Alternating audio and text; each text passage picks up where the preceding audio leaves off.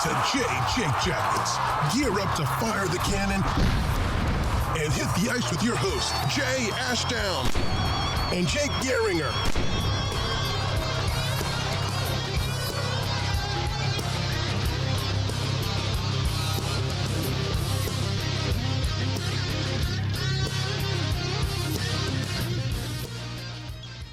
A funny story about Cheddars. If you would like to hear it, I can tell you later. Yeah, you can probably tell me off. Okay. Because we got a lot to get to, actually. I was keeping that rolling. So I want to start with, first of all, again, my stomach hurts, and we're only doing this episode this week because you were busy on Tuesday. Mm-hmm. And then I had to work yesterday, and I didn't even get into my apartment until midnight. Oh, God. Long night. It's the worst. A very long night. But it's fine. I mean, I got my boss paid for me to get food, so that was nice. Anyway, speaking of feeling bad, Yotes are in trouble again. Arizona is in big trouble. I disagree. I mean, okay, so the story goes, and this just broke over the last, hour? Couple of hours, yes. Couple of hours, that the city of Glendale is not going to renew the Coyotes' lease to Gila River Arena. So basically, after this season, unless they get something done with another arena around the area, they're basically going to be homeless, and the relocation rumors are going to be rampant as hell. Yes, and the reason I feel like they're going to be fine, Chris Johnston reported this about 32 minutes ago. Oh, CJ? In a statement following today's arena news in Glendale, Coyotes president and CEO Xavier Gutierrez says, quote unquote, the Coyotes are 100% committed to finding a long-term arena solution here in Arizona. Now, the easiest solution for the Coyotes to most people would be to build a new arena in Tempe, which is probably the best location for them to build it, because that's the best hockey area. You got Arizona State hockey there. You know, those two have been tied together, the Coyotes and Sun Devils hockey, for a little bit of time now. Hockey is not small in Arizona. It is growing continually. It's a pretty good fan base, but I mean, again, you look at a team they made the conference final in 2012, and since then they made the playoffs once, and the one time they made the playoffs was when the playoffs were extended because of COVID. Yes. And you couldn't have fans in the arena for that. So it's what has there been to be excited about for the Coyotes for the last decade outside of that one run to the conference finals? The answer is nothing, really. Negative, because if you remember when Katie Strang came out with her article, detailing all the Chayka saga and then what was going on behind the scenes with Maruello. Yes. And then whatever the hell else happened, the Mitchell Miller stuff, and literally nothing has gone right for this franchise for at least 5 years, and it's gone super downhill. Yeah, and they just got out of it, but they had one glimmer of hope in terms of their lineup over the last couple of years, and that was Keller, Oliver Ekman-Larsson. Oliver Ekman-Larsson was excellent for them, and then they extended him, and then he promptly fell off a cliff. It's nothing has gone right for them. I mean, even the Keller extension, things were going well for him. They extended him long-term thinking, wow, this guy could maybe be our number one center. Turns out he's more of a wing, and he hasn't really lived up to it. So it's the only glimmer now would be Chychrun. Well, he's okay. So the thing that I like about Clayton Keller is he's very dynamic. He's a great player, and I mean, this is more about the organization as a whole, this story, but I love Keller. I hated that play when he got tripped up when they were playing Vegas, and he careened like and split his pants Yeah. in the post. Ugh. Ugh. Yeah. It still makes me shiver thinking about it. Yeah. Especially like even wearing a cup, that can't feel good. No, of course not. Like, and he's a good player. It's just like at this point, like you extended him long term, hoping that like, wow, we see this improvement. He is going steadily up. Mm-hmm. By the time he's really in his prime, which should have been by now, he's Right. going to more than live up to that contract. And really, since he signed it, he's a good player. But is he worth that kind of money at this point? I would say no. And it's another one of those examples of the Coyotes doing something that many teams do and works out for many teams, but for some reason it didn't work out for them. Well, So there hasn't been a lot to be excited about for them. So of course you're going to struggle with sometimes getting fans into the stand, but I don't doubt that hockey can work there. They just need to find an arena in Tempe where most of their fan base is actually located anyway. Right. And I think it'll work out. Another thing that, I mean, I love their roster construction. Like I love individual players on that team. You know what I mean? It's hard not to root for individual guys, especially guys like Kessel. And yeah, I mean, who knows how long Kessel's going to be there? Who knows how long? Who's the other big trade rumor right now? Christian Dvorak. Yeah, Christian Dvorak's going to be probably on the move soon. And then Christian Fischer is another guy that's really fun to watch, at least in terms of their center depth. I like Nick Schmaltz for them. Schmaltz is fun. They had Vinny, right? They had Hinostroza. They had Hinostroza, but then he went back to the Hawks, and I don't know where he's at right now. He's a free agent, I think. Hjalmar just retired, right? Hjalmarsson just retired. He's the one. He did. And then Chikrin. Hinostroza went to the Sabres, I think. Yeah, I think so. That sounds right. And then Jake Chikrin. Oh my God, this guy.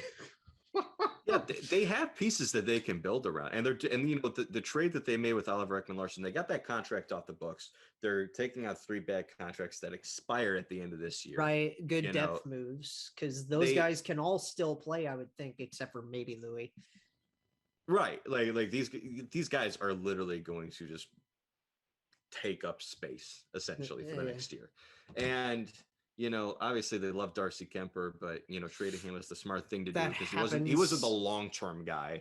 Because by the time you rebuild around him, if you keep him, he's going to be old. But then they also got rid of Aiden Hill, which I thought he was going to be their guy. That was interesting, especially because they didn't keep Ranta. That's where I'm like a little confused. But maybe this is their plan of. Here's the thing. You get a second for Aiden Hill, you take it, I think, at this point. I'm just surprised that they didn't retain Ranta, extend him, whatever. Right, because he's always wanted that spot. He's always longed for that spot, and he kept getting injured, and he never got his chance to be that guy. Yeah, and they ended up bringing in Hutton from Buffalo. They brought in Hutton. And then they got Kozanosh in the Aiden Hill deal, which, I mean, good for Kozanosh. Yeah, he'll get a chance probably.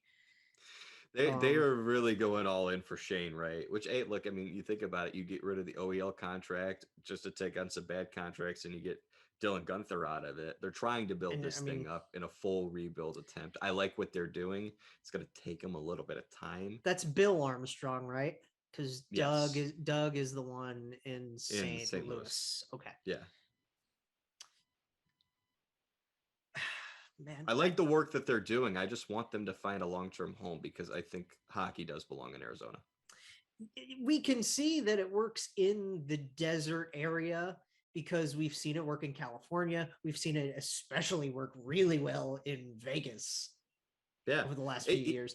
Winning heals all. Shocker, hockey's working in Vegas when the Golden Knights went to the Stanley Cup final their first year and have made the playoffs every single year. Yeah. They're a really good team. I feel like it was really weird circumstances for Arizona right off the bat too, because it was like you had this electric Winnipeg team that Bettman just kind of decided, hey, I want to move them here for some reason. Because that was not long after he had just become commissioner. Yeah, and it was always one of Bettman's ideas to try and get hockey to work in the desert. And I get it. You want it to work in the as many markets Southwest, as you can. of course. And it's just, you look at the market in general for sports. The Diamondbacks do fine. The Cardinals do fine. I don't know about that. Well, the Diamondbacks suck, but it's not like the Diamondbacks are in incredible financial trouble. No, because they've also had a decent history before what's going on right now. The Right. Coyotes really haven't had much. Yeah. Yeah. It's just, I'm looking at it, like, I think people just sometimes forget how rocking that building would get when they were good. I still think that it's weird that they keep the old 80s Jets records. Mm-hmm. And I mean, I guess we're having a general Coyotes conversation now. We are.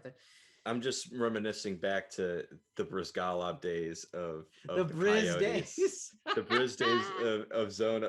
When things were going well for them, they were, selling out games or making the playoffs. Like, it can work. They just need the team to not be ass. The problem is the team has been ass since 2013. But I mean, like I said, you've got all these pieces and they play well. They just don't gel well.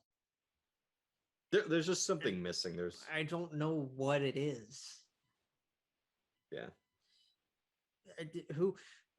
Who's that new coach that they brought over from Europe? What's his name? I don't know. Letting Rick Taka go is a choice. That's a weird choice. It's a choice that it's a smart choice if you're trying not to win hockey games. Yeah, because I think he's a good coach. Well, yeah, Taka's a really good coach, especially with if you can. It's like, I feel like Taka's a lot like John Tortorella in that you really need to buy into the system that he has, and same thing with Barry Trotz. There are a lot of coaches. Those are the three coaches you look at. Succinct system that everybody needs to buy into. They get more out of less because the players buy in. Andrei Svechnikov is their new coach. Yeah. I would be straight up lying to the listeners if I told them right now that I knew anything about him. He is, I mean, I'm just looking at his Wikipedia page. I'm not even looking at like Hockey Reference or anything. He coached from 2002 through what looks like 2016-17. He was coach of the Rouyn-Noranda Huskies in the QMJHL, and then moved on to Halifax in 16-17. And then that was his Q days, and then 17-18 through 19-20, he was coach of the Ottawa 67s in the OHL. So he's basically been a junior coach his whole career. Okay, that makes sense. I mean, good luck to him. Unfortunately for him, his first year is not going to be with a very good team. Oof. Again, good players, but yeah, just I mean, every team has good players. Their problem is the supporting cast for those good players has not been very good over the last couple of years. I feel like that happens to a lot of small market teams, Columbus included. Yeah. No, that's fair. I'm looking at the wrong thing. It's because I feel personally like the same thing happened with the Thrashers. Yeah, it did. They didn't get a whole lot of fan support, and the ownership. And they had good players. They just didn't have the supporting cast because they had Buffalo. They had Ilya Kovalchuk, and Blake Wheeler. Wheeler. Yeah, you can list all these names. They had good players. Yeah. Toby Enstrom. People forget how good of a defenseman Toby Enstrom was. Yeah, really Enstrom was very good for a while. At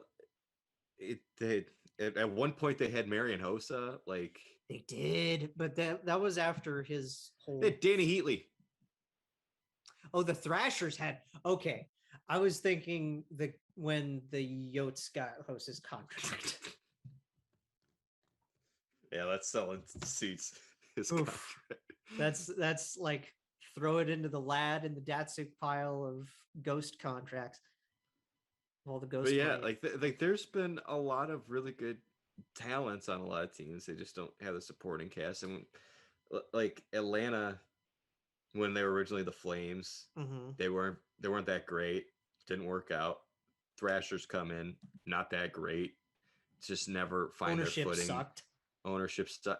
Like I don't know. I'm still one of those people that thinks hockey could work in Atlanta, Oh, but you need yeah. the team to not suck for like a decade straight And in you order need an for it to owner that work. cares. Yeah.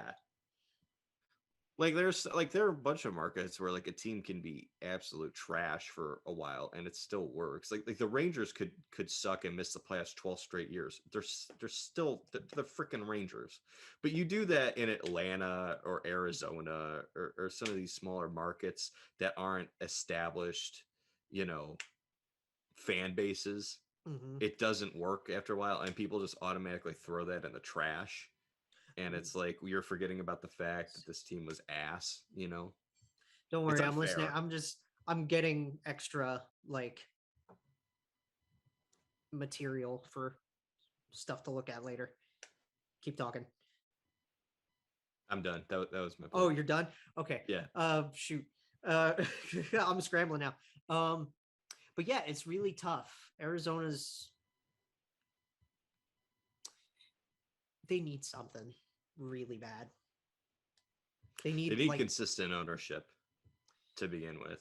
well, Maruello is very That's the thing. It seemed He great at the seemed time. okay.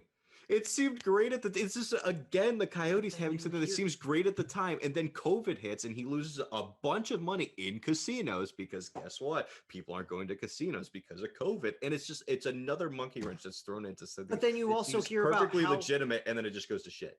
you hear about how he ran the place, where it was like people wanted to work from home. He was like, "No, you're coming in the office." Yeah. Like forcing people to come into the office, but then like putting it under the guise of like, oh, this fun little we have pack meetings and all this like Yeah, no, the way that he ran it was also not great, but it's like it just doesn't help that on top of that financially he's hemorrhaging money because of COVID. It's just I don't think many people can foresee like you get a new owner and he's gonna run a place like that. Like that sucks. That's unfortunate, 100%, and that definitely needs to change.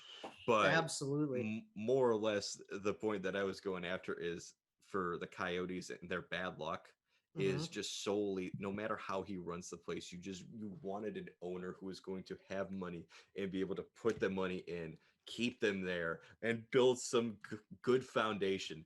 And as soon as he like becomes the owner, COVID hits and he loses a bunch of money. bad luck. It's just bad luck all around. That's and people are going to be like, can't work in Arizona. It's like, no, it can. It just didn't because a bunch of things. Certain circumstances outside of people's control. Yes. It's just... And I mean, people shit on Bettman for wanting to make it work in Arizona. I don't know. I kind of want to see it now. I want to see it work. And I do love that they're going back to the old branding with like the Kachinas full time. Yes. And the crescent moon at center ice is beautiful. And here's the thing, the other thing, if they are able to come to an agreement and build an arena in Tempe, the whole arena can be marketed and based with the old stuff. They can cross with the another thing is they could also like with the whole like name, image, and likeness stuff. You could have some Arizona State hockey players have deals with the Yotes. Have Johnny Walker do it. It's one of their best players. Like, didn't we hear about one of the U of Miami football players is doing stuff with the Panthers? Yeah, De'Aaron King. So do it that way. Like there's so much they can do. There's so many ways here's the now. thing. they're fortunate. Yeah. College hockey, there is no other team in the desert than Arizona State. There's nobody close to them. Like the closest teams in college hockey to Arizona State are in freaking Colorado. Right. With, Denver and Colorado College and Air Force. Like, right. There's nobody in the southwest part of the United States that has a college hockey team, and they're incredibly important because they're so different. And you can market that, partner those two things together. I absolutely think it can work. They just gotta. I mean, you would think they would know that that's an option. You would think. But I don't know how Merriweather thinks other than gambling. Yeah. he's gambling on literally everything. He's the Evander Kane of ownership. I don't know if that's a good thing to say, but anyway, so out of that crazy disastrous topic, speaking of like disasters, I'm in like a weird financial place. And this is just me venting. But I mean, I was in a weird mental place for a while. I think we've all been there, especially over the last like year and a half, year and 3/4. And one thing that I found out recently is Riley Sheahan has a podcast out about mental health. Mm-hmm. It's called the Speak Your Mind podcast. And honestly, I think for the sport,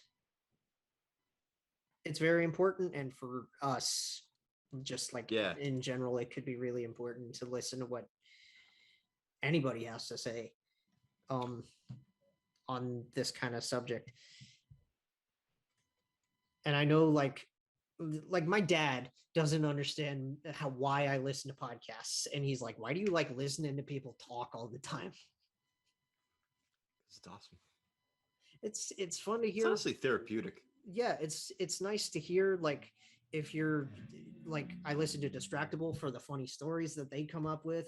I listen to film review podcasts because, I'm a film nut. We've got like the SDP, we've got 31 Thoughts that we listen to for all our hockey takes and stuff like that.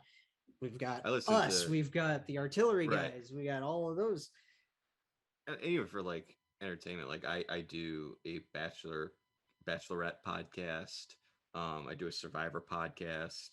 I also do this podcast and like college football. Like I do a bunch of podcasts. I think it's all fun, and I listen to a lot of other people's material. Like Rob Sesternino does a Survivor podcast. Like there's so many podcasts out there that you can listen to that are awesome. I had not heard of this until you actually brought it up. I was not aware that Riley Sheahan was doing this podcast. Well, I had just heard about it like the other day too.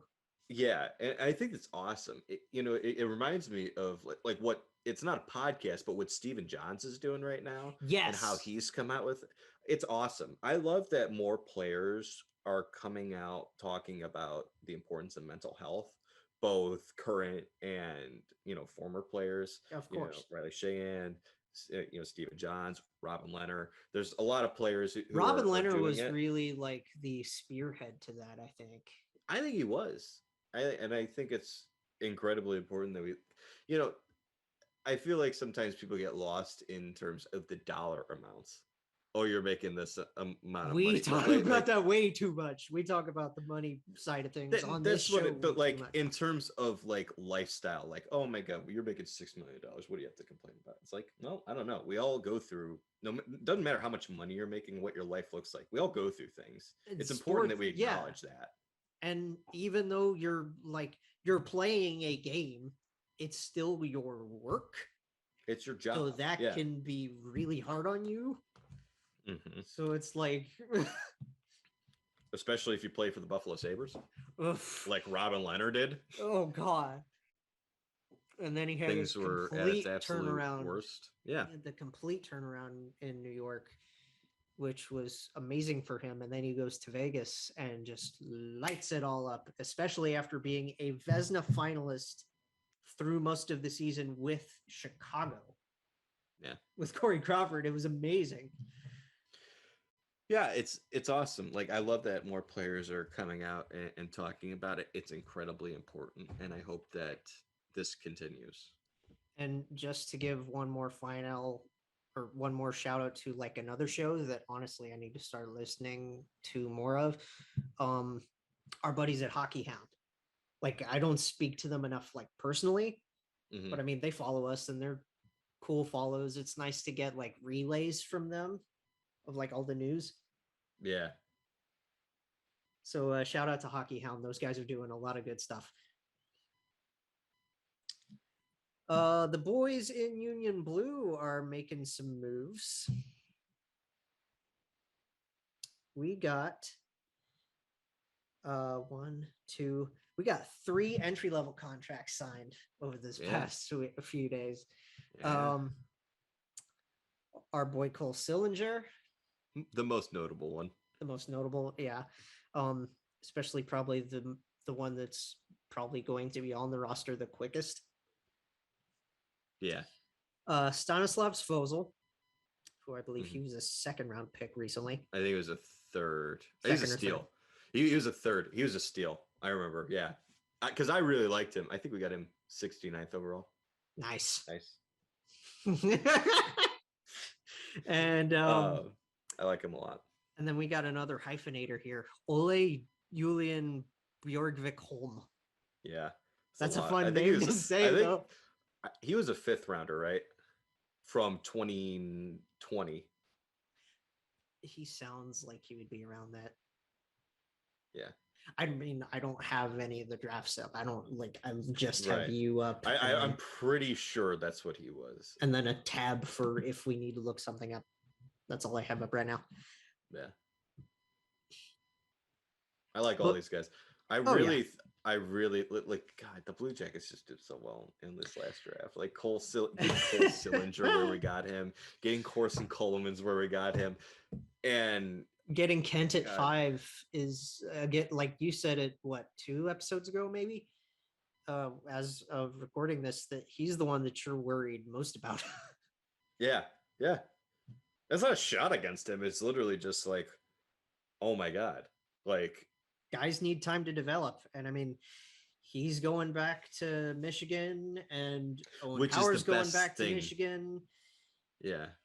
Like, I'm pretty sure if Michigan doesn't win the national title this year, I think all of the top draft picks out of that school, at least all of the 1st rounders from that school, are returning this year.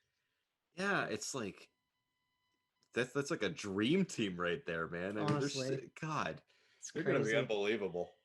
I can't believe I'm smiling about a Michigan team, but here I am. But I'm just smiling. I love college hockey so much. Oh yeah, I mean, I like, as much as I could. I lived in the Slater Ice Arena, like as many times as I could go when I wasn't working. I was going to hockey games up at Bowling Green. Yeah.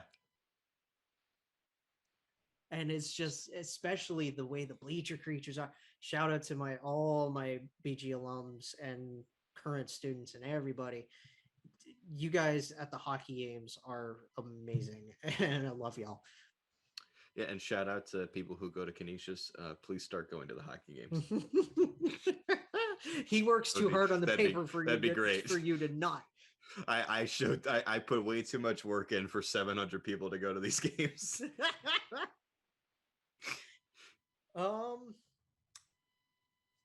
Big news out of Smashville.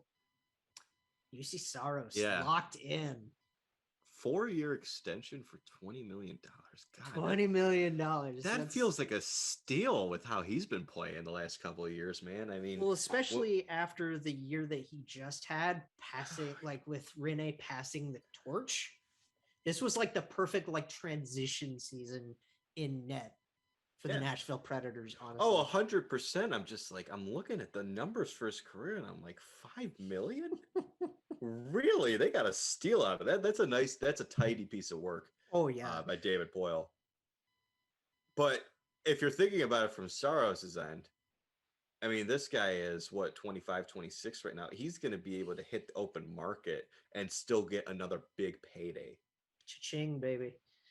So, especially if he keeps playing. Like, I remember I was listening to 31 Thoughts. I was listening to an older episode. I think it was the one that I had downloaded on the beginnings of the first round, 31 Lies. I just love that opening segment with Amel. They were talking about Nedeljkovic and how well he played and how his ticket just kept rising and rising and rising. And especially like if they had beaten Tampa, boom, he was going to cash in huge. Yeah. And I'm just thinking, man, like Juuse Saros, another 4 years, $20 million, get that bread, turn 30, become a UFA, and who knows, maybe you'll have a 7-year, $70 million contract waiting for you with the Florida Panthers. Bob Part 2. They won't have to worry about that. They have Spencer Knight, but still. Bill, don't. No, he wouldn't. He's too smart for that. Yeah, he's actually good at his job. No. There are still a ton of UFAs on the market, which is weird to me because we got guys like Chara who still wants to play, and he wants to play on the East Coast. So probably, I mean, if he's going to stick around the area, a reunion in Boston might be interesting. Even if Lou could lock him up, that'd be fun as hell. His return to the island. Yeah, start there, finish there. Hell, even if he just pulls, like, what if Brisebois like whispers? I was gonna say that was my next thought. This would just be like 1 year, $800,000 come to the Lightning. Yeah. Oh my God, could you imagine? People would just flip on Twitter. Corey Perry and Zdeno Chara together on the Lightning after losing Coleman and Goodrow and Gord. Well, they also brought in Zach Bogosian too. They're just like, oh, they brought Bogo back. I forgot. Yeah. Oh, good Lord. Put Chara and Bogo on a pair together. That would be the slowest defensive pairing ever. If you get a step on them, you're gone. But at the same time, they're going to murder you. They will destroy you. It's fun to think about that, especially because he still wants to play. Zach Parise is still up, which I've heard. I think this was from Hockey Hound again, that it's not like confirmed, but I mean, he's probably going to go to the island. He is a UFA, but he's an Islander. Yeah. It's weird because like I put in my notes, I have Parise to NYI confirmed with like 3 question marks. I'm like, is it really? Please, can you tell us? It's all fun and games until he joins Ryan Suter in Dallas. Right. Oof. And then Devin Dubnik's another one of the key UFAs still unsigned. Where do you think he goes? Well, I think the first option that he could go is to the retirement home. He's had a good career. Like he's had a really good career. He's not that old, is he? What is he, like 36? Hey, hold 37? on. Where's he's up there. Why do I have to Google search this all the time? And then Devan. It's Devan Dubnyk, right? I'm pretty sure he's 36 or 37. He's 35 on 107 days. Born in 86. So he is actually a lot older. He's not as old. So he's not as old as I thought, but he's still hell of a lot older. But he's older than I thought he was. The problem is, he was the first round pick of the Oilers back in 2004? Oh. It took this guy a while to get to the league, and once he got there, it took him a while to really get settled in because he wasn't the guy in Edmonton, unfortunately. And then he was going through waivers. He was in Montreal, he was in Arizona, and then he finally found a stable home with the Wild. Because I remember him in Arizona first. Yeah, honestly, and that's why my brain was like, he's not that old, is he? Yeah, no, it took him a while. He looked like a bust for a while, but then you know whose like career arc kind of reminds me of Devin Dubnyk right now is Jack Campbell. Oh, poor Jack. Well, because I mean, first round Because pick doesn't work out in Dallas, and then he goes to LA, and it he's takes a him a while to backup. Takes him a while, but now he's a starting goalie. So starting / tandem. Like he's gotten a starter. well, he was a workload, starter but he's last only, year. yeah, I think he could win it from Mrazek, to be honest. I think he could, and especially He's with in a this being contract year too. yeah, that I was just gonna say it's a contract year for him, and I mean, who knows how much they tandem it, but I do think Jack might get the slight majority. Like, Yeah. anyway, that's off of Dubnik. Um, who needs a good backup right now? Buffalo needs anybody. Well, they ended up getting Aaron Dell and Craig Anderson. They seem like they're also going for Shane Wright right now. I was gonna say like for Dubnik real quick. Either he could retire, or maybe there could be something in the works, a 1-year deal for a very minimal amount of money with Arizona. Maybe go like back to Arizona. Maybe like 1 year 2-way. Yeah. Kind of thing. Because I don't want to see this guy's like latter half of his career, especially if he wants to play longer.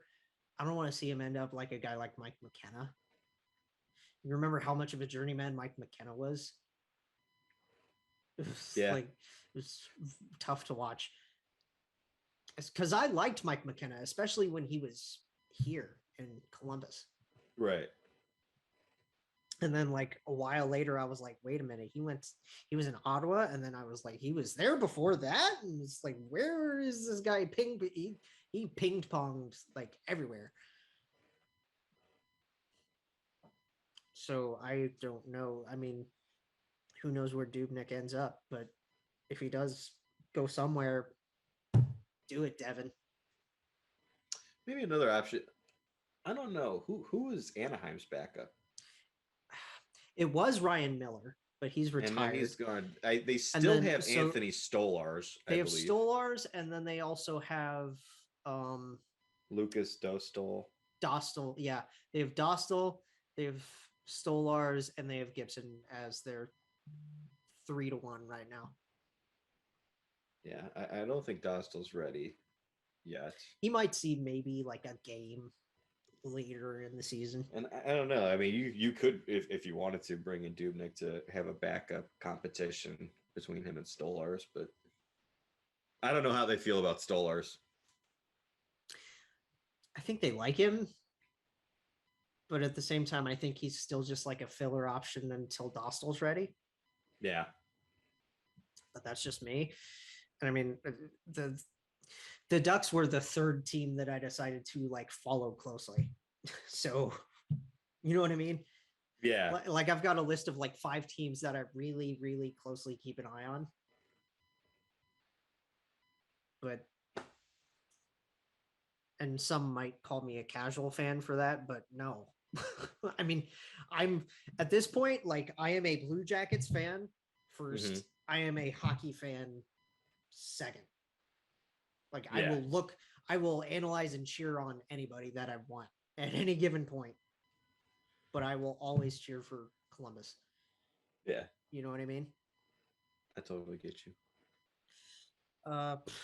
Speaking of signings, oh my God, this was weird.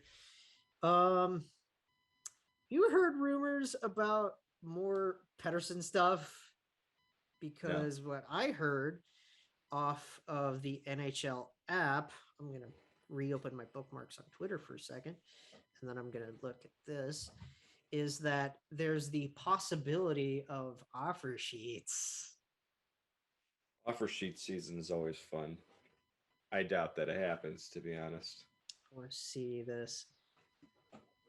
Financially, like what team is even like... I gotta what team has the money right now and the picks to be able to do that? Oh, look at that. Caulfield got his Hobie Baker. I'm just scrolling, trying to find this. but I really don't know because everybody's pretty strapped, honestly, except for guys with or teams with like internal caps that are just billions, like the Leafs do. Like, you know what I mean? Where is it?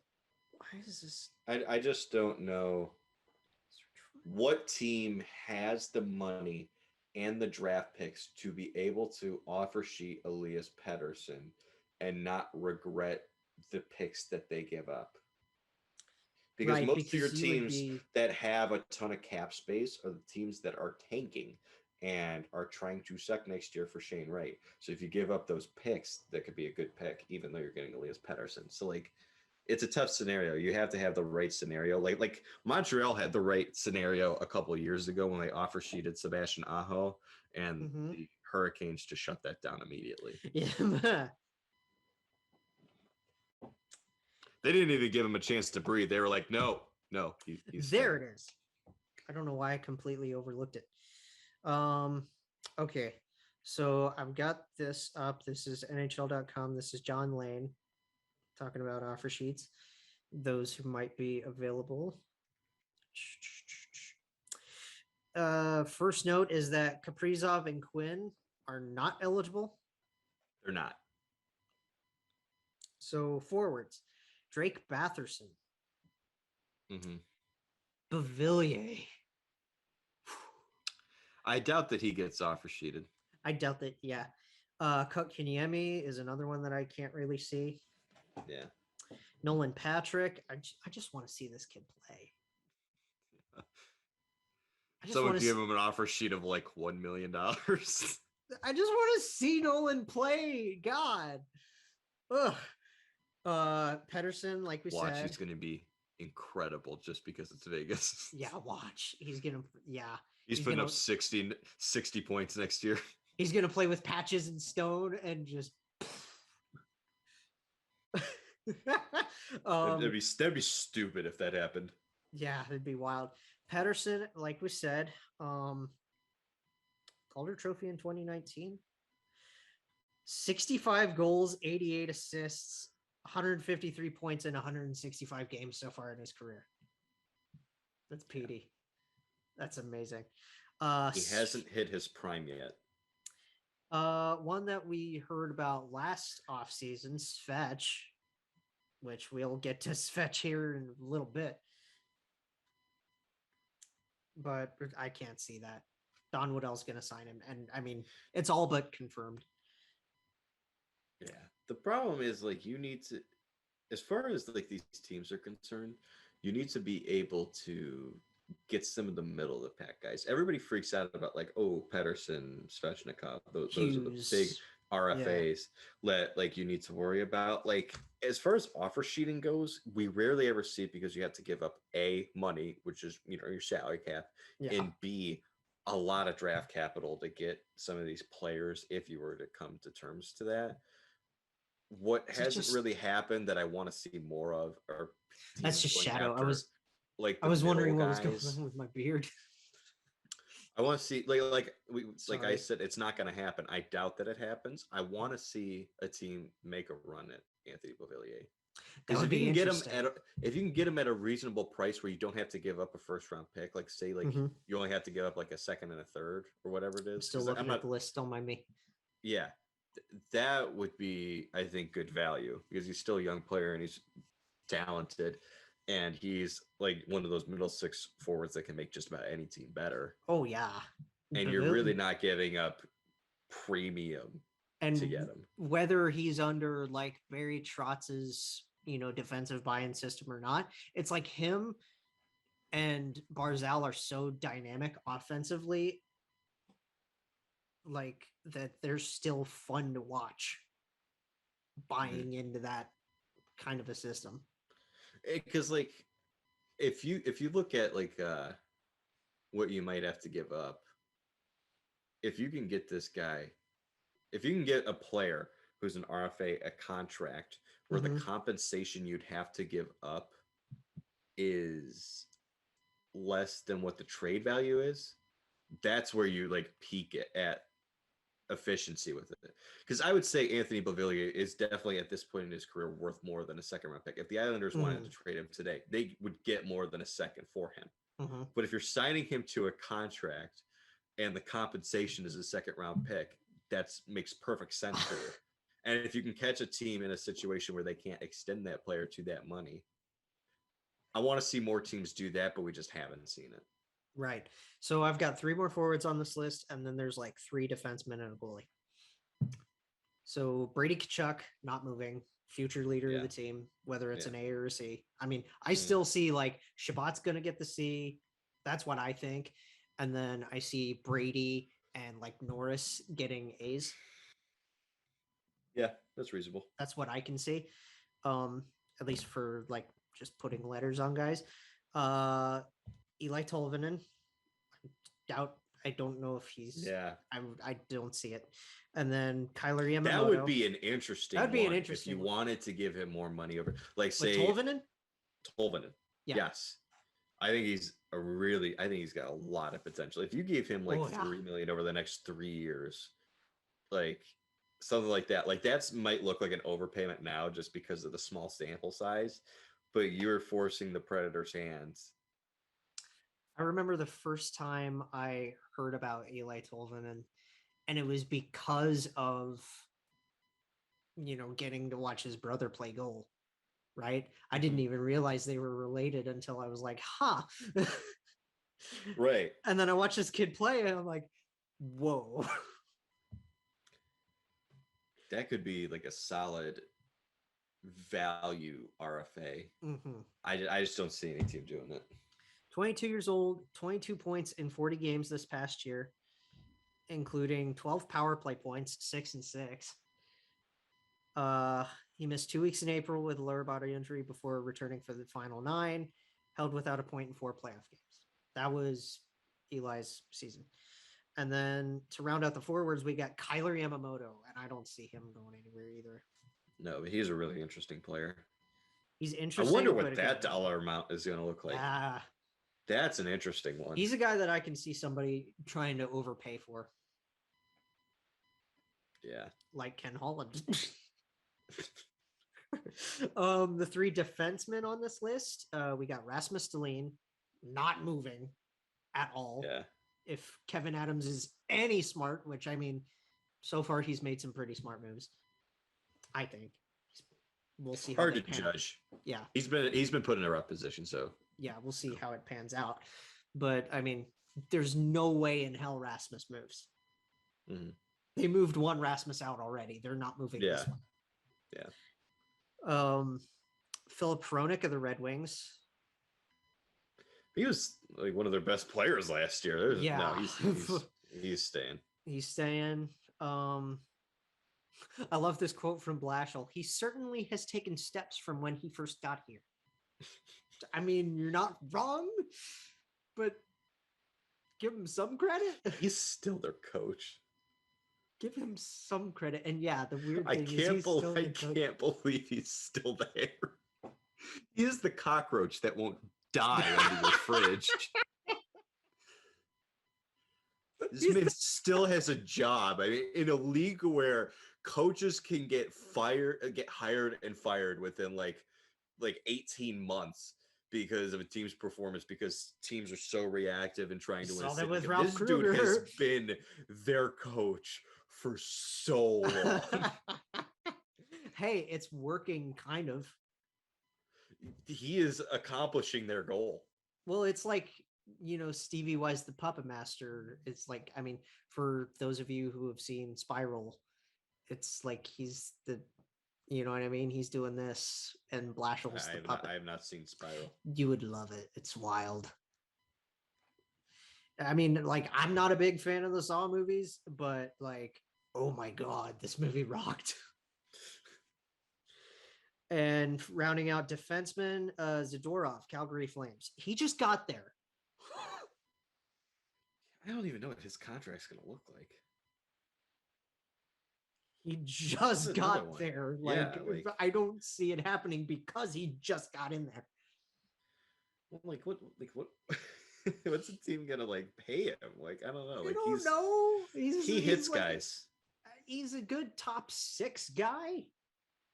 Yeah, you put him on your third pair. He hits a lot of guys. Yeah. He's doesn't really provide much He offense. blows guys up. Like, oh my God. He's maybe not the most efficient defensively because he focuses more on hitting than he should, but I mean, your third pair is your third pair for a reason. Yeah. You just don't want to pay him more than what a third pair should be paid. Right. He was picked by the Sabres. Yeah. In 2013. He was a first round pick, wasn't he? 16th overall. Oh. Wow. They could use a guy like him right now. It could be worse. Do you want to know? Okay, take a guess at the one goalie on this list to just round out offer sheets. Take a guess. You gotta let me think for a second here. Because a lot of goalies have been signed. So, like, I'm trying to think, like, is there like any like major one? Think about a team that we've talked about a lot this episode already. So I'd have to assume Arizona. Nope. Okay. Kind of talked about them in passing. Ilya Sorokin. Oh. Yeah. Oh, that's right. Because he only signed a 1-year deal when he came in last year. That's right. Yeah. I didn't think about that. Yeah. And I mean, he showed us what he can do, and he can do a lot. Yeah, I wonder what their solution to that is. I mean, knowing Lou, it's going to be something that it's going to be like brilliant. Just grinding the agent down, because he grinds all the agents down. Yeah. That's an interesting one. Yeah. So we've talked about Minnesota kind of, because I mean, I brought up Kaprizov earlier. I want to talk about Fiala first because he got this signed before his hearing, which is nice. It's the 1 year, 5.1 million. Yeah. In between. I think that's a fair number for him. He had a really good year. I like Kevin Fiala a lot as a player. He's amazing. Like he he showed flashes in Nashville, but then once he got to Minnesota, that's where it became consistent. That's when he became who he is. What the flashes is what he is. Yes. Consistently in Minnesota. So I think he's going to get a big contract next year. Do you think if they get Kirill done, is it still Marcus Kirill Kevin? That's just because that's what I think should happen. Yeah. But I mean, we gotta see what Dean Evison thinks. Because I don't know, man.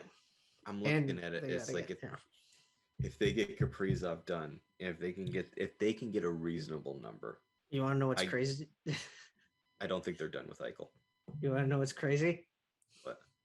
I heard somewhere, I want to say it was from The Athletic, they don't feel rushed. That's a little concerning to me. It's an interesting tactic.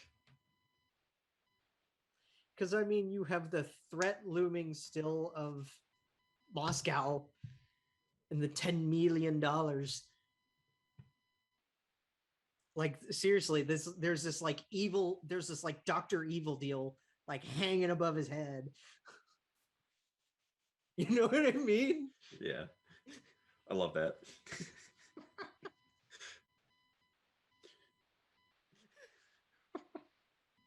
Sounds pretty groovy, doesn't it?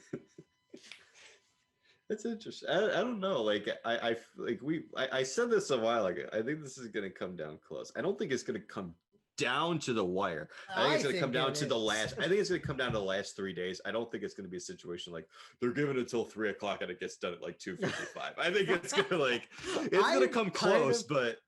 Like, I don't think it's going to be that close, but I kind of want to see it be that close just for the drama of it. Oh my God, just re-scrolling Twitter, like, has he signed yet? Has he signed yet? Has he signed yet? Oh wait, this is a fake Elliot Friedman account. Has he signed yet? I want to see Hockey Hound tweet about this. That way I know. Right. Again, shout out to those guys. They're doing great work. Even if it is just like relaying from other sources, they do a good job. Still need to check out their actual show. But yeah, they don't feel rushed with Kaprizov, and I don't know if I'm concerned.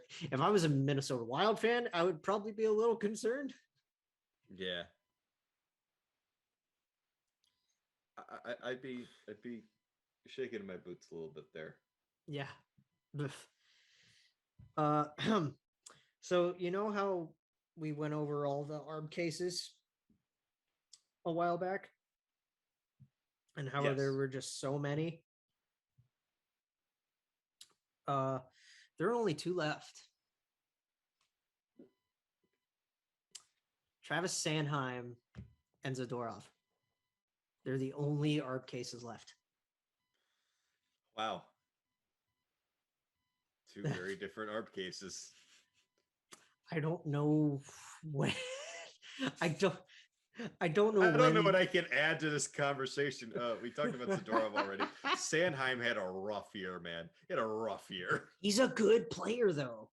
He is. He had a rough year, though. He's a very. I don't know what he's asking for in that scenario. Yeah, I don't. Because you would think he's going to get top 4 money either way. Oh, yeah. It wasn't he the one that that Gerby fought after he plowed into Claude Giroux? Didn't he? What did Sanheim? Was it Sanheim or was it Provorov? No, I think it was Sanheim. Okay. It wasn't Provorov. Now, here's the thing. This becomes interesting for the Flyers. Like, last year, it was rough because Provorov and Sanheim had rough years because they were playing in the first pair together because they didn't have a right-hand shot defenseman that they could rely on in the first pair. This year, they're going into a situation where they're going to have Provorov playing, I would have to assume, with Ryan Ellis, and they'll put that would be fun. Sanheim with Risto. And I'm not sure if that helps Sanheim or not. I don't know.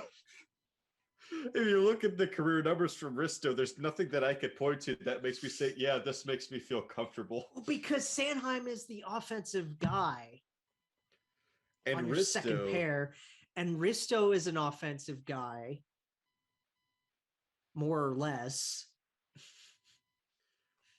And he's just not great at either, but he still puts up better offensive numbers than he does defensive numbers. Yeah, he kind of puts defensive numbers up. They're not good, but I guess they're defensive numbers. Sabres bell curve. Let's just say that. No, it's just Risto. No, it's just Risto. Risto sucks. That's what I'm saying. I'm saying Risto sucks. This poor fucking guy. You want to know how I know he sucks?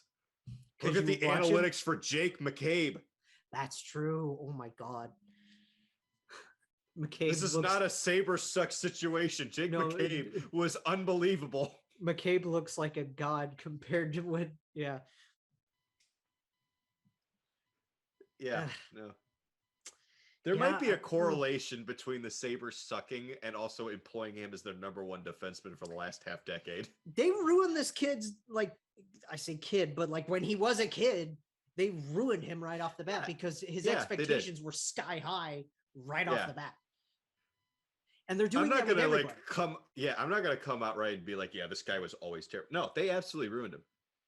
They're doing that with everybody, though. They're like, okay, Ristolainen's gonna save us. No, Jack Eichel's gonna save us. No, Rasmus Dahlin's gonna save us. No, now Owen Power's gonna save us. Like, and Owen Power was like, okay, enough of this. I'm going back to Michigan. Stop looking for one guy. Get bodies and take maybe 2 or 3 guys and build around it with bodies. That's how you build a team. You win with a team. I'm confident in what Kevin Adams can do. Solely because, like, they're going to have to trade Jack Eichel, and they're not going to get what they originally would have hoped for because of, like, the whole neck problem. They're still not going to get nothing. They're still going to get they're going to get a lot. They're going to get a lot. got a pretty good haul for Reinhart, including a Mhm. first-round pick and a solid goaltending prospect and Devin Levi. They have good defensive guys still, like Yoki Haru. So Dahlin's numbers improved when Don Granato became the head coach. Right. Well, Casey Middlestat's numbers, like he looked like a bust for a while. He played really well under Don Granato. Now that he's their head coach, broke out under Don Granato. Yeah. But then that was also because of Jack's injury. But again, so like Casey Middlestat no longer looks like a bust. He actually kind of looks like a stud under Donnie Meatballs, as they call him. Which is a great nickname. That's remember when we talked about, like, was it Dante Fabro who we said could star as like a sidekick in a mafia movie? Yeah, that's a sick name. And it is hair. Imagine Don Granato being the Don in that mafia movie with Dante Fabro. Yeah. It's like that Family Guy joke with all the Dons. Oh, dude, like, it's just incredible names. But for the Sabres, I like Dylan Cousins. Yeah. I now finally like Casey Middlestat because I'm finally seeing something with him. Dahlin looked better. Olofsson's been fantastic. Olofsson is offensively light. Doesn't play any defense, doesn't create anything on his own, but he's good on the power play. He can't score goals. So he is a piece. He is a piece. You need guys to score goals. That's the objective of the game. Yogi Haru, I do like him as well, although it seemed like his development has kind of stunted a little bit. Hopefully they can get him back on track, but they're going to get a haul for Eichel. They have some prospects. I'm excited to see what the Sabres can do in the next couple of years. Because I don't think that everybody's freaking out like, oh my God, you traded Reinhart, you're about to trade Eichel. This team that was already terrible is going to get even worse. This was a conversation about Travis Sanheim, by the way. Yeah, God. We go off on so many weird team tangents and rants. I'm excited. That's all I'm going to say. I'm excited, and Rasmus Ristolainen sucks. Hopefully Sanheim gets a good deal if he does go to Arb. I guess. He gets something that fits. Hopefully for him. Flyers fans are hoping that it's a little bit on the lesser side. I mean, yeah, but again, especially after how he played last year. We'll see where he goes. I think the for them in the arbitration, like, the Flyers are just going to come with his J Fresh stats. They're going to pull up his J Fresh page and be like, this is why he does not deserve what he's asking for. They should do that with Zadorov too. If I'm being honest. Yeah. Anyway, moving on from that fun stuff. We talked about this guy with the office sheets, Mr. Svechnikov. It's the only way I know how to say it anymore. Yeah. That's the only, every time I say it out loud. And here's where it's addicting to do the Martinook thing. Yeah. This is where, like, he's not going to get offer sheet is because the last time anybody tested the Hurricanes, it didn't work out well. Right. And we talk about the fact that they didn't bring back Dougie Hamilton. Well, this is the reason you don't bring him back. Yeah. So you have that money available. You can sign him. Like nobody's. And he's getting the full 8-year extension. We know that. At least that's what's circulating. Yeah. That's what's near confirmed. But then we just got to know how much money he's going to make. He's so good. He's amazing. He pulled off the Michigan twice. He's the only guy to do that in the NHL. Yeah. I do get annoyed with it, though. Oh, with all the Michigan attempts? Yeah. And the reason I say is it's like it gets old. The one thing that I will say is, do you remember when Forsberg did the one that was just a little bit different? Yeah, that was cool. Those are the coolest things I've ever seen. But now, like he didn't even we're seeing it like 2 to 3 times a year. He didn't dig at it. He just kind of like took the toe of his blade and like flipped it up on like a spatula, and then just it was unbelievable. It was wild watching Forsberg do it. But I mean, like, Don Cherry's gonna hate this, but we are seeing it more and more, and hopefully, for entertainment's sake, we see it executed well. Yeah. over the next few Like years. I don't hate the move. Like I think it's cool. It's just it loses its flavor. I just don't. Yeah, I don't want to see it tried every single time. Yeah. Like I don't want to see it every single game. I want to see it on very rare occasions with very skilled guys that could more than likely pull it off. You remember when Sid tried it and he just missed it? I actually don't. He tried because remember he's the one that made it famous in junior, right? When he did it with Rimouski. And then he tried it a couple of years ago and he just barely couldn't get it and it like banked off the side of the net. Fraud. Just ridiculous. I'm kidding. It was ridiculous. I'll have to see if I can find it. I don't remember it.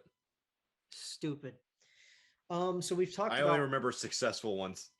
Right. I only remember Svechnikov and Forsberg. So we talk a lot about money on this podcast it's the off season. There's reasons why. Yeah. Right. Also because money is awesome. And money is awesome. I would like to make more, please, somehow. And the league lost a lot of money this past year, but they did recoup some with the helmet ads.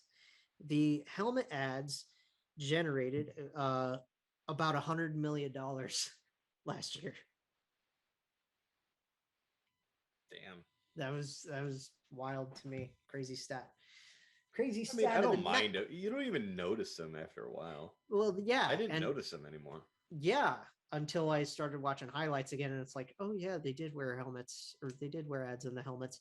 I'm glad that they wore helmets. That's a good thing. Yeah, especially in this day and age. I do kind of want to see that like once though, just like some sort of like they actually play a game a little bit slower without helmets. That would be fun. You trying to get someone killed? I mean, if we want to get the older fans back, why not? If we're garnering interest from young and old, why the hell not? Anyway, the point is, starting not this year, but next year, they're doing jersey ads.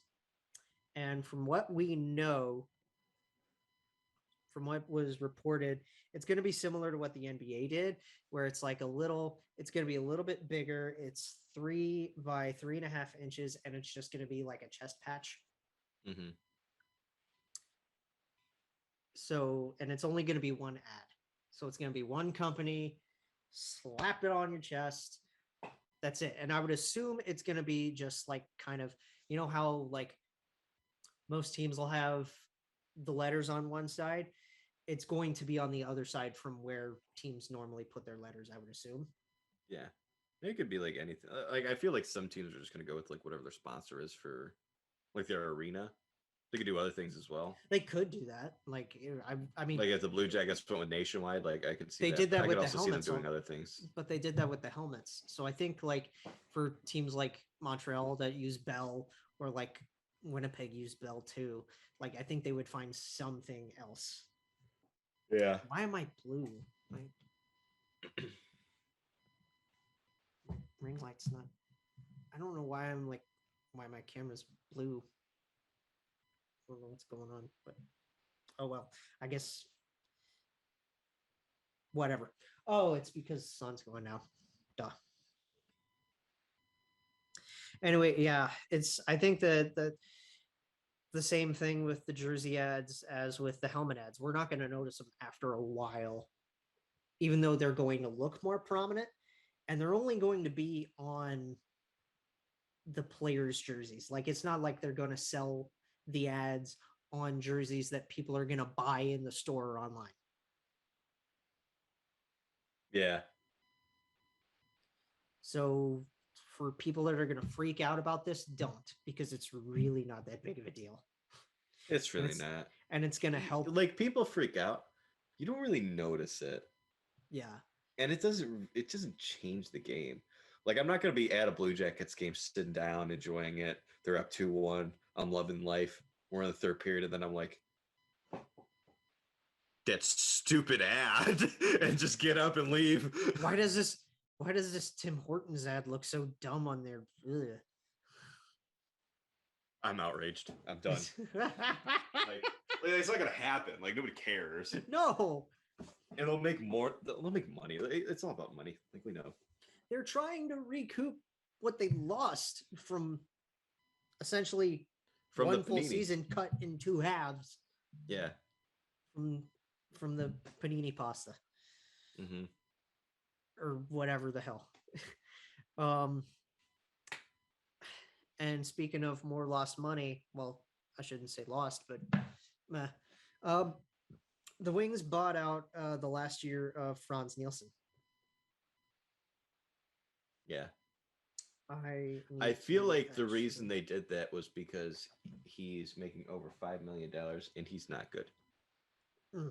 Not good. Well, he's also 37. Exactly. And that's not his fault. He's had a great career. At this point, he does nothing. So he was amazing on the island.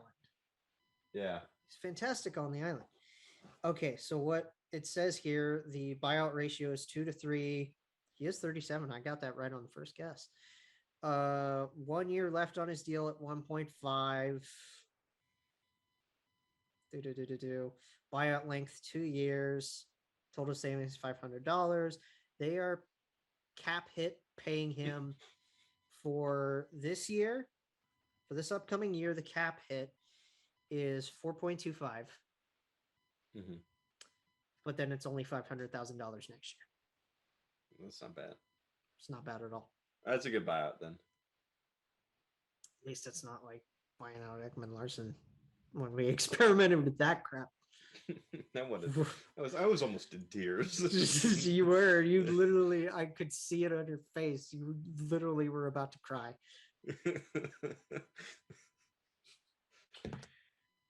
And then Jim Benning was like, I want it. Jim, what? Yeah.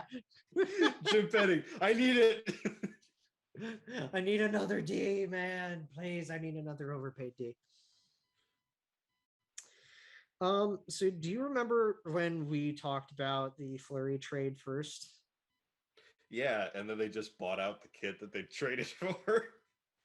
Like, okay, so Vegas, a cruel thing to do. He's not an ELC, and they bought him out. Vegas trades for this kid, and they don't even like sign him to anything. They say they're gonna let him play still in Rockford, like they're not even gonna bring him over to Henderson. And then yesterday, they place him on unconditional waivers for the purpose of mutual contract termination. So it's like his ELC is just gone. So it's mutual contract termination. Okay, so then maybe it's not the same as a buyout then. So like they like end it. Because if it's mutual, then this player doesn't want to be there anyway.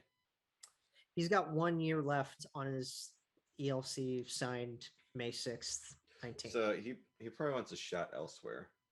And this is like his chance doing it, whether it be like playing overseas or whatnot. But maybe still hilarious that they literally traded this. They traded the Vezina Trophy winner for nothing. That's how in the face of their franchise. That's how bad money is in the National Hockey League right now. Vegas was like, we need to free up money. Here, take them. Face of their franchise too. Yeah. For God knows how long. 4 years. Until the sword in the back this time.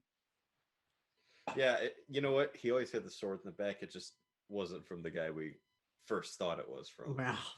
Jeez. We thought it was Pizza Borg. Turns out it was Kelly McCrimmon. Yikes. The NHL 22 trailer and cover art dropped today. This is the last thing. Yeah. Which I didn't watch the trailer. I saw the trailer did not look good. I watched bits and pieces, and like some of the animation looked kind of fun. Yeah. At least like some of the close-up animation where you could actually see like decent bodily movement that looked fairly realistic, and like the faces look better. Mm-hmm. Like the actual like bodies and faces of the players look more like how they actually look in real life. It's not like they all have like the generic 50 faces. Yeah. You watched SpongeBob growing up, right? Of course I did. You remember like the Dude, I'm one older than episode- SpongeBob. Why would I not have? You remember like the one episode where like it's like Plankton's like sitting down and he's like, "Oh look, holographic meatloaf again." That's one of my favorite That's how I episodes reacted of the today. I was show. like, "Oh, Austin Matthews on the cover again." that one's It's like, weird. why? Like, it was just like a cover 2 years ago. That Like, was I would get it. I would totally get it if the Leafs won the Stanley Cup, if they were Mhm. like celebrating it and they had him on the cover with the Stanley Cup, and they lost in the first round Like what after they- being up like what they did 3-1. with- What has he done to deserve being on twice? Like, he's been on the cover You mean like now what they did more with times than Taves? McDavid. You mean like what they Yeah. did with Taves in Yeah. 16? Yeah. So from what I saw from rumors like this morning and last night and whatever, and we're going to wrap it up soon because it's almost like 9 and I need to actually put this out. And I need to sleep because Yeah. I'm tired. It was like Panarin was a sneak peek because we saw like Rangers gear and it looked a lot like Panarin's gear. Mm. So that was somebody that we thought was going to be on it. And then there was one other guy. I can't remember exactly who it was. I thought I don't know. my I head. had a feeling I didn't see this coming because I didn't think there was a chance in hell it's going to be Matthews again. I thought it was going to be Pasternak. That was it. It was Pasta. Yeah, because I thought, yeah. Because he definitely needs a chance to do it just on the regular cover because he's always been on like the check covers. And like, everybody gets different cover athletes for their different country or whatever. Like Line is usually the guy on the Finnish cover and that kind of thing, right? If they do like international releases. Yeah. For when they do international releases, I should say. But yeah, I honestly haven't played a lot of Chell since I moved here because I don't own a PlayStation of my own. Yeah. And the last time I played it, all of my stuff factory reset Oh, after I had made actual pain. because I like to actually go in there and try to reconstruct rosters like throughout the season. Yeah. Like just on the regular rosters because I like to just play now or whatever with current players. Yeah. And I lost my Be a Pro. I lost all of that shit. So, Pain. man, Agony. yeah. And I mean, it's just, Suffering, if you will. Torment, if you feel so inclined. you know what I think it is? What? Future.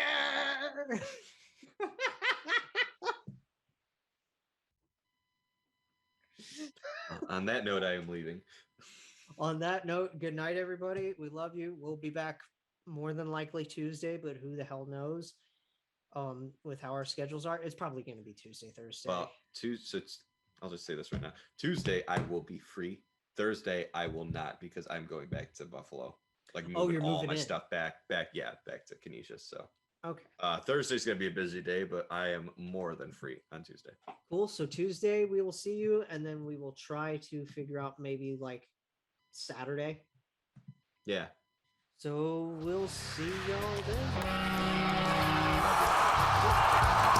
Jake Jackets, a podcast for fifth liners and all puckheads around. Follow the guys on Twitter at Snake Gehringer, GARRINGER, and at By J Ashdown. And subscribe on YouTube or wherever you listen. March on.